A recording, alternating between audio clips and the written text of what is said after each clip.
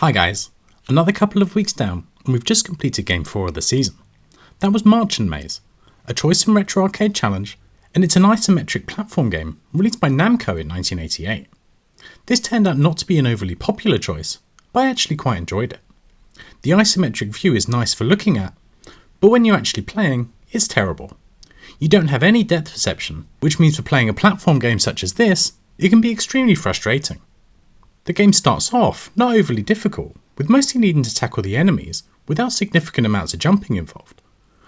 As you get further into the game, there is more jumping involved, with moving platforms that require you to really get on top of the movement. I did eventually get to level 5 on stream, and I posted my run last week, which I was pretty pleased with. When I was young, I did play quite a bit of Sonic 3D on the Mega Drive, which is also an isometric platformer. Maybe that helped me here. Regarding home versions, there were releases on the PC Engine and the Sharp X68000. Unsurprisingly, the X68000 version is close to arcade perfect, but the PC Engine puts an interesting spin on things. It loses the isometric view and moves the camera behind the player. I'll probably do a video on this at some point, just not had time recently. So with this game done, let's take a look at the scores. I've had 12 scores sent to me, which is a definite drop. This game just didn't capture people's attention. From 3rd downwards, scores were pretty close. Our bottom 3 are all around the 50,000 mark. Colin in 9th, through to Juff in 6th, are between 60 and 65,000. Milthy and My Retro Tech are in the 70,000s, and then Robert in 3rd is just over 80,000. I don't think any of those scores would have passed the level 3 boss. Our top 2 though are out on their own. Mark is in 2nd place with 140,000, but the winner of Mamemeister this week is me, with a score I was very pleased with at just shy of 160,000. That was a great run I did on stream, getting further than I had before and getting some luck on the bonuses too. Here is the distribution of the scores. We can see the bulk on the left being not a million miles away from a normal distribution. We then have 2 empty bins before myself and Mark are clear outliers, over on the right. This shows we've got 2 standout performances this week on a game that's been a bit Marmite. Now the difficulty curve. The first part of the curve is pretty flat, but increases linearly, showing that most people were struggling at a similar point, which is most likely on level 3. We then see a steep incline, showing that if you can get on top of the game, there are many more points to be had. I completed level 4 and I think my 3rd time getting to it, only dropping a single life, so it's not really any more difficult than level 3. I did find level 5 a bit trickier though, which is where I lost the rest of my lives. And finally the progress over the 2 weeks.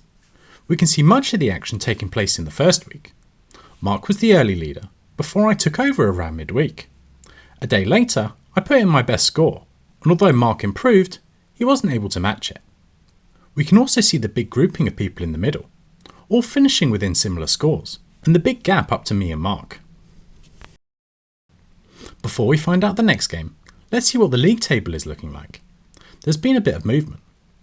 My Retro Tech is up into 6th, Mark is up 2 into 4th after that 2nd place, and then I've got back ahead of Robert after taking my 2nd win. I've also closed the gap to Graham, who's only 23 points ahead of me now.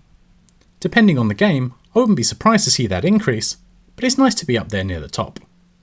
Let's see what the next game will be now. Our next game will take us to the halfway point of the season, and it will one beginning with the letter N. I've had just 10 games sent to me, and my choice of Turf Masters has tripled after that win. That'd be a good choice I think. I don't think we've ever had a golf game come up. So let's set things going and see what we get. Okay, slowing down. Okay, it's gone past Turf Masters. Or is it going to stop? Yeah, I think this is a win for Paul. So NebulasRay, I have no idea what that game is. I'm going to go look it up, make a video, and be back in a sec. So our next game is NebulasRay, released by Namco in 1994. This game is a vertical shmup that never saw a home port, so I wouldn't be surprised if not many of you have heard of it. It's notable for its use of pre-rendered sprites, which was quite popular in the 90s. Giving it a quick play, and it certainly looks nice, and I did enjoy the voice samples that were used.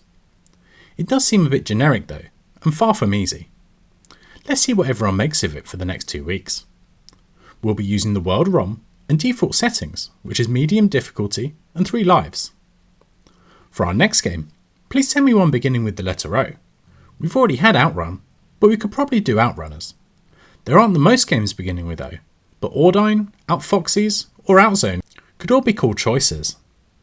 I hope you all enjoy playing NebulasRay, and I'll be back in 2 weeks with the scores. See you then.